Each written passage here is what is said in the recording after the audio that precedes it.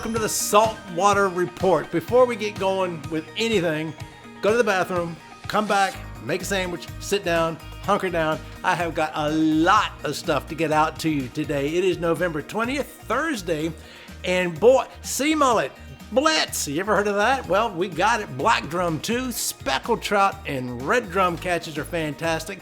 Big change in water temperatures just happened over the past couple of days. Weekend winds and weather will be great and also bad. Welcome to the coast of North Carolina. We've got some big news from the Marine Fisheries Commission meeting yesterday. Oi, talk about tensions. Woo! And also, there's going to be a new pier built. So, and I don't want to forget, fantastic viewer catches that we want to get out to you. Now, let's start off with the news. At the North Carolina Marine Fisheries Commission meeting yesterday in Wrightsville Beach, a controversial proposal that is seeking massive changes and restrictions on the commercial and recreational blue crab industry was suddenly removed from the agenda by Chairman Sammy Corbett. Commissioner Tom Roller wanted to know why. We're going to go to the video of it. This is yesterday afternoon. This is tense. So, as we all know, we saw a large change to the agenda yesterday. So I would like some explanation as to why the blue crab agenda item was removed. Because I didn't think it was time to see it with the information we had, and so I took it off. So this was a decision by the chair to take it off. This was the chair's decision and the chair's only. And so to recount, we delayed it due to our storm shortened. We look back over the last year, we had a snow-ish event that led us to reschedule a meeting. It was shorter. So we delayed it till when was that? I don't even know. It's been delayed. So we've removed it from the agenda twice now. Right. Correct. So what more information are you looking for, Mr. Chair? That's not for you to know. That's my personal thing. I'm chairman. I took it off, and that's where we stand.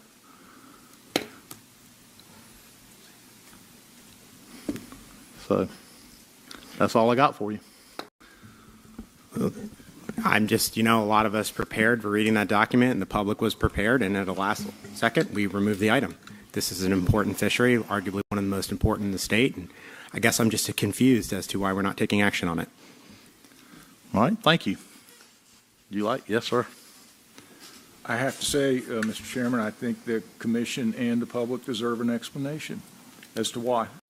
And I just told you the explanation. I took it off. I didn't feel like it was the time. My decision only, and so it's off. Understood. Well, it's his prerogative, the chairman's prerogative, say, nope, it's not on the agenda. So blue crabs, by the way, is like the number one industry, fishing, saltwater, seafood industry in North Carolina. We produce more crabs than Maryland and Virginia combined. So it is a sticky issue. Now, the Island Free Press reports North Carolina Ferry Division says more than $92 million in new state funding is needed to maintain service, modernize key infrastructure, and prevent breakdowns across the nation's second largest state-run ferry system. Ferry Division Director Jed Dixon told members of the General Assembly that we're at a place where the fleet is aging faster than we can service it. If we don't get ahead of these needs now, we'll see more breakdowns, more interruptions, and higher long-term costs. Hopefully everybody knows this. Mandatory reporting of speckled trout, gray trout, striped bass, flounder, and red drum begins December 1st. All right, enough of all that news. Boy, I tell you what, the Marine Fisheries Commission, that's, stay tuned, boys and girls, at 6 and 11, details. Wind and sea conditions, sea surface temperatures, and weather. What's it going to be like this weekend? Time for the Wind and Sea Report, brought to us by Satfish, the satellite fishing technology folks that bring us this information both in real time and forecasted. Now, the winds Thursday morning when I'm doing this, what you're looking at right now, look at the northern Outer Banks. We've got about a 17, 18 knot wind down here in Raleigh Bay, about a 13, 14 knot wind off of the Jacksonville, Crystal Coast area. 12, 13 knots down the Cape Fear, 10 knots. Now, Friday, what's that going to look like? Well, looky there. The wind shifts, and look, in the northern Outer Banks tomorrow, it's around 8, 9 knots. Down here, Raleigh Bay, 3, 4 knots. Pamlico Sound, 5 knots. Cape Fear, 5, 6 knots. Yay. What's it going to be like on Saturday? Okay. You can see way offshore here that it's getting a little bit breezy at 25 knots. But off of the northern Outer Banks, we're looking at 16, 17 knots. Again, this is Saturday. Albemarle Sound, 13 knots. Pamlico Sound, 18, 20 knots. Oh, off of Swansboro, 13, 14 knots. Cape Fear, 12, 13 knots. Sunday, is it going to keep blowing? What's it going to do on Sunday? Well, the wind shifts. We do have a front coming on through, and the temperatures will show that. Northern Outer Banks, 16, 17 knots. Pamlico Sound, 15 knots.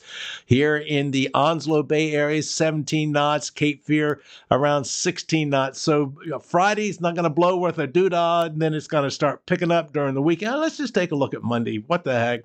Monday, of course, we go back to work. 8 knots in the Northern Outer Banks, all the way down to about 8 knots down here at the Cape Fear area. Now, let's go on and take a look at our sea surface temperatures. The raw data, again, purple is cloud cover, so we can't get a straight shot through. So we'll do the 3-day composite. Lots of exciting things going on here. Look at this Gulf Stream. It had cooled down. We've been talking about this, but it's now back up to the 80-degree range and then some. Now, let's zoom on in here. Around the Virginia area here, it's 57 degrees, but as you get on down here to North Carolina, 59, 60 degrees. I wanted to point this out. Remember that the Albemarle Pamlico Sound really cooled down about 4 or 5 degrees last show. Now we've got like 56, 57 degrees, but there are pockets that are a couple of degrees warmer, 57, 58 degrees, and you can see these all throughout the Albemarle Sound. The Pamlico Sound, pretty much consistent, 56, 57 degrees. This is what I wanted to show. I just find things like this fascinating. With beach water temperatures and just right offshore around 60, 61, 62 degrees. But look at this off of Hatteras Shoals here. And all of a sudden it warms up to 70 degrees, then all of a sudden 75 degrees, and all of a sudden we're back up in that 80-degree water temperature. Now we do have that, and I keep referring to this as the buffer. Again, at 60, 62 degrees. This is going all up and down the coast of North Carolina. But look at this right here. This is most fascinating on the east side of Cape Lookout. This is coming off of the Gulf Stream waters. And to show you the kind of drastic change, you can have the 30-minute rock, 1700 rock around 64 degrees, and all of a sudden it jumps up to 70 degrees, and all of a sudden, boom, look at that, you're almost 80 degrees. And I'm not even going to try to pronounce that wreck. Because I know me, I'll butcher it. Cape Lookout Shoals, it's cooled down about a degree or two since our last show. So we're around 61, 62 degrees. The Northwest Places, 64, 65 degrees. Another fascinating thing, you remember the 90-foot drop just a few days ago? It had dropped temperature-wise, but it has gone up 7, 8, 9 degrees. Look at this, Northeast Rock, 90-foot drop is almost 80 degrees. The Big Rock, it's around 80 degrees. Working on down here to Swansboro Hole, 78, 79 degrees. So we have some dramatic changes happening here real quickly off of Cape Lookout Shoals, and the warmer waters have moved in many, many miles from what it was just a few days ago. Here's that big cold buffer that's getting bigger. It's 60 degrees around the beach all the way out. You're going 15, because this is a 10-fathom drop right here, that squiggly line. It's just cold, 62, 65 degrees until you're getting way, way out. Take a look down here at Frying Pan Tower. This is about where the temperature break is. Otherwise, around the shoals, it's around 64, 65 degrees. The tower, around 67 degrees. And then shortly afterwards, there goes the 74, 75 degrees. All right. I'd like to thank Satfish, the satellite fishing technology folks, for supplying us with this information. Go to their website, satfish.com, satfish.com. Take a look at what they have to offer. Again, I'm only showing you a fraction of everything that's there, so go to their website. The Coastal Weather Report, I'm going to have to resort to a different methodology. My stuff was not downloading, but let's take a look at this. This is our weekend forecast for Hatteras. On Friday, 67 degrees, 20% chance of rain. Saturday, 67 degrees, 40% chance of rain. Sunday, we saw it in the wind and sea report, it's going to get breezy, 57 degrees. Now let's go on to the Beaufort, Morehead City area. Friday, 68 degrees. Saturday, it's much warmer, 73 degrees, 30% chance of rain, and then it cools right back down on Sunday at 62 degrees. And let's take a look at the Wilmington area. Wilmington on Friday, 73 degrees, nice and warm. On Saturday, 78 degrees and 20% chance of rain. And on Sunday, it drops on down to 66 degrees and sunny. All right, that is our weekend forecast. Go out and have a good one. Welcome to the coast of North Carolina, where the weather, if you don't like the weather, just hang on 5 minutes, it's going to change. And depending on where you are, it's going to change again. Now, you may recall in the last show during the fishing report, we talked about a type of speckled trout that Nags Head Pier was calling the Hampton Special. And, well, take a look at the little brief video from the last fishing report. Speaking of catching some fish, the fishing report, Nags Head Pier, is Pam Zeman showing everyone there are some keepers out there. They are catching lots of undersized trout, or Hampton Specials as they call them. Never heard that before. Anglers yesterday, well, I have found out what a Hampton Special is. On YouTube, I get this message. Hi, Bill. I wanted to introduce myself. I'm Hampton Sylvia, a.k.a. Hampton Special. I was born and raised in Nags Head and started tagging the speckled trout I would catch from 2017 to 2020, tagging a total of 2,050 speckled trout off Nags Head Pier and in the Sound over those 4 years. So he also emailed me. He says, Bill, most of my trout were tagged off of Nags Head Pier and Avalon Pier during the spring and fall. The average size trout I would tag was around 12 to 15 inches. Hence, that's the name Hampton Special. Came about because I would try to catch and tag as many trout as I could. And as you know, most of the trout off the surf are on the smaller side nowadays. I did also tag a decent amount of 20-inch trout. And my biggest I ever caught tagged was 25-inch trout on November 2019. Out of the over 2,000 speckled trout I tagged, I only got around 15 or so returns. Most of those returns were from down in the Pamlico Sound, with a few in Virginia waters as well. Although the most memorable tag was a 12-inch trout that I caught and tagged off Nags Head Pier in the spring of 2019. And my mom recaught the same trout on September 1st in 2019 while fishing out of our boat in Kitty Hawk Bay. All right, thanks a lot. So now we know what a Hampton Special is all about. It was born out of speckled trout tagging. All right, let's get on into the fishing report. The Nags Head Pier, strangely enough, it says they don't show you any pictures, but they say it's a nice day today. Yesterday, anglers are catching sea mullet and trout. Come catch dinner. Jeanette's Pier. Anglers have landed blues, spots, and sea mullets this morning. A little drizzle earlier. Ocean temperature up to 61 degrees. We just showed you that. Keeper sea mullet. Al Tillman of Durham just caught this beauty near the end of the pier. In-game sport fishing out of Oregon Inlet. He says plenty of blackfin for a crew that needed to get back early. And I want to stop right here, by the way. The fishing reports are waning. It's time of year for it. We know why, because people are at work, people are in school, holidays and all that. But just keep in mind, you know, the charter boats aren't going out because they're not being chartered, not because the fish aren't there. Hint, hint, nudge, nudge. The fish are there.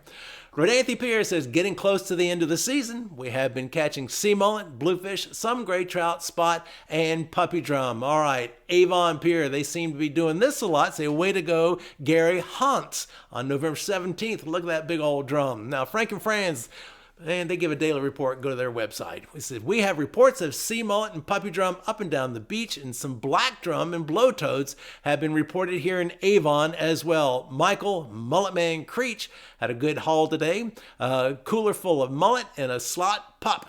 He also caught and released some nice black drum, one 24.75 inches, one 26.75 inches. Whew. All right, red drum bait and tackle out of Buxton. Kurt Philman catching more fish. Now, notice that drum, how golden it is. Remember in our last report on Monday, it was down in the Cape Fear area. Somebody had caught some golden drum a couple of miles offshore. And so these are being caught oceanside, and they're golden because they've been out in the Sound. So what this means is those fish are migrating on out. The North Carolina drum, for the most part, are east-west fish. They go from the oceans to the Sounds, to the Sounds to the ocean. They don't go north-south. All right, Black Pearl Charters out of Hatteras Harbor Marina said, I got a hot tip from a beach fisherman this morning. He said to try some old numbers he called the birdhouse hole.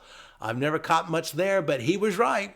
It was holding today. It took me a long time to scan the area with the sonar, but once I dialed in, it was game on. And note that squid, that ain't bait. They caught it. Ocracoke, Tradewinds Bait and Tackle, says Julie Smith sent us the pictures of her cruise fishing trip in Ocracoke Island from November 13th through the 16th, along with this message. During our trip, we caught 10 slot drum, 2 30-inch drum, 9 citation drum from 42 to 48 inches, citation pompano, landed 1 5.5-foot shark, and several big blues and 1 black drum, and a partridge and a pear tree. So congratulations to you guys. All right, in the central coastal Crystal Coast area, Cape Crusaders charters out of Atlantic Beach. Wow, look at there, speckled trouts are about. Chasing Tail Outdoors out of Atlantic Beach says, finally starting to see that fall sea mullet, aka whiting, aka Virginia mullet, aka kingfish, aka king croakers, run starting to happen. Here's a couple of nice catches from the inlet today that were caught on local made Sam Gitter rigs, tipped with shrimp and fish bites. We're also seeing some good catches from the Oceana and Bogue Inlet piers at night. Again, at night. We've been talking about this for a couple of weeks now. Everybody, any pier along the coast of North Carolina that's been catching sea mullet always says at night when you're talking about numbers. All right, the bill collector out of the Morehead City waterfront, tuna, dolphin, and wahoo. And if you look closely, there's a tuna that is bitten in half. It's always a tuna. I don't know why it's always a tuna, but it's always a tuna that gets bitten.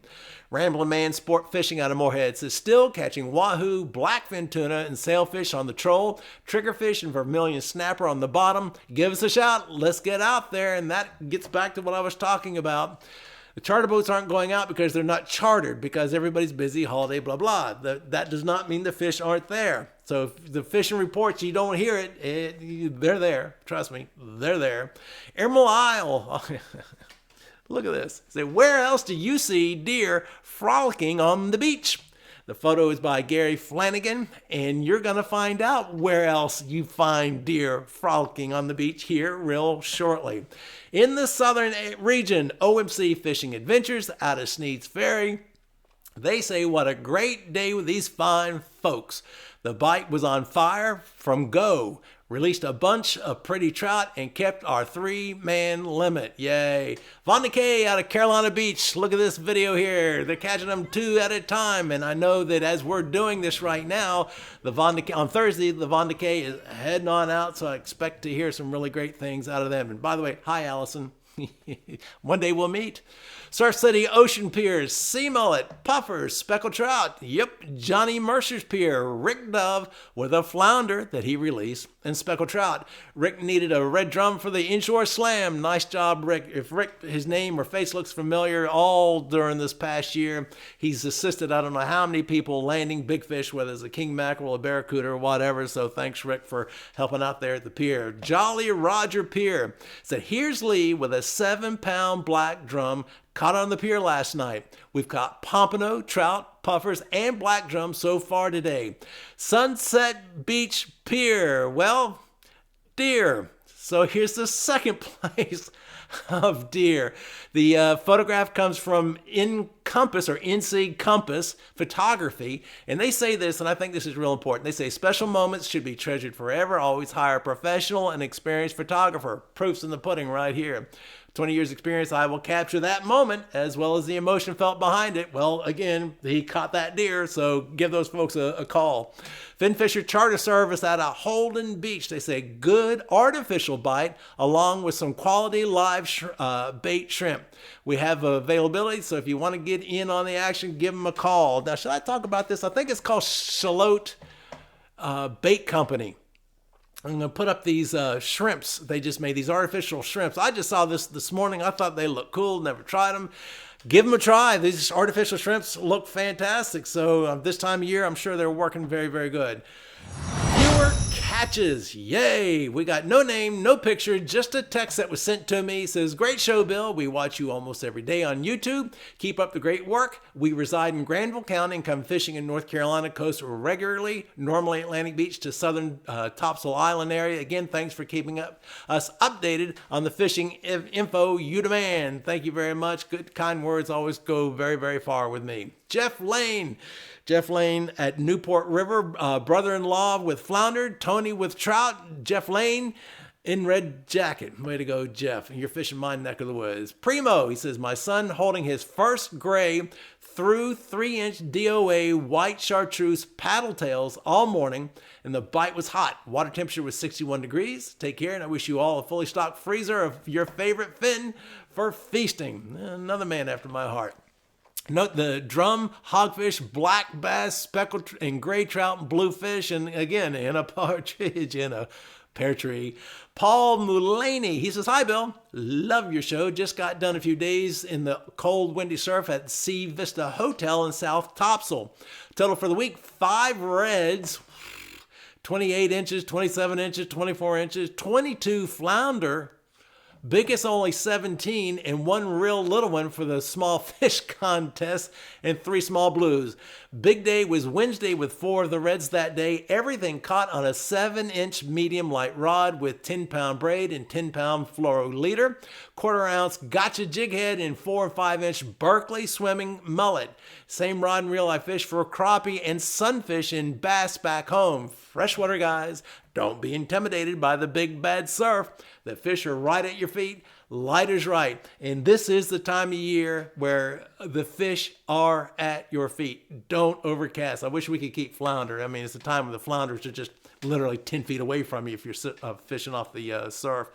It says also, just to show it wasn't a fluke occurrence, here are some pictures of my grandson Wyatt and granddaughter Putty from a previous trip. Putty's flounder was caught in the surf with her Zebco 33 and Snoopy pole. Yes, just to see if she could do it, and she done did it. Pat Mulhaney, he from Stuart Straff, Virginia, which is west of Charlottesville. Mike Hone says, hey, Hone, Hoehn. Hey, Bill, longtime follower and subscriber, live in Connecticut, currently building a house in Oriental, North Carolina. Your reports are super helpful in getting an idea of what to expect from the fishing scene. My wife and I trailered our boat down this weekend and got out this past weekend on Tuesday for its maiden voyage. We ventured out into the Noose and fished Smith Creek. I know it's small, but first fish on the deck was this little speck. A shout out to owner of Carolina Bay Outfitters in Arapahoe for setting me up with some baits. Really enjoy your show. Thank you for your hard work. It takes a lot of work to do what you do. Tight lines, Mike. Thank you, Mike. Thank you. Jonathan Fan, hey, Bill, keep up the awesome work. Thank you for making my Mondays great. By the way, there's a new show every Monday and a new show every Thursday. I haven't really talked about that much, but every Monday and Thursday we'll come out with a brand new show. The Monday show is talking about what happened over the weekend. The Thursday show is talking about what we hope is going to happen in the coming weekend. All right, as we go on, Jonathan says, as you had forecast, the wind was not messing around Saturday, Sunday. We went fishing on Surf City Pier and early Saturday morning and then on and off until midnight. Caught a good mixed bag of decent sized mullet, so many undersized speckled trout, 1 ounce white jig head on white gotcha plug, and black drum. I stopped counting. Pompano, several blues, and the largest puffer I've ever seen in quite a long time. Credit to my daughter, Mullet, for catching the puffer. Then Sunday afternoon, fished the incoming tide on North Topsail. The current was so bad we had to use 4 ounce and 5 ounce Sputniks, and I'm showing you what a Sputnik weight looks like. It because of the satellite from 50, 60 years ago, the Sputnik, from Russia. It's very unique, by the way. It'll claw in, but you give it a yank, the claws invert, and the weight will come loose. It says nothing was biting. Then my daughter catches the biggest mullet of the weekend using a fish finder rig with fresh shrimp, bloodworm, tipped with a sand fiddler she found. Outfished again, but I'll take that any day. Shout out to the rigs made by Psycho Surf Fishing out of Frisco. Jonathan Fan, thank you. Amy Oates says, we fished this weekend in the Outer Banks. We're staying in Kill Devil Hills. On Friday, it was my son Connor's 10th birthday. He caught his first shark at the Outer Banks Fishing Pier on Friday, along with several rays, mullets, and blues. We were using bottom rig shrimp as our bait, and I'm including a picture of him with his Uncle Brad, who he likes to fish with, Amy. All right. Email me, billhitchcock@mail.com, billhitchcock@mail.com. Send me your pictures, send me your videos, send me stuff. And be glad to get it on the airwaves. I really want to see and hear about baits and tackles and rigs and locations and conditions. It doesn't matter if you're a professional fisherman, a pier, a charter boat, a bait and tackle shop, a first-time fisherman, send us stuff. And don't forget, as I forgot to make mention at the beginning of the show, to hit the subscribe button and the like button and the notification button. 75% of the people who watch this show regularly don't. So I'm asking you, please subscribe. All right, enough of me. I'm Bill Hitchcock. Until next time, see ya.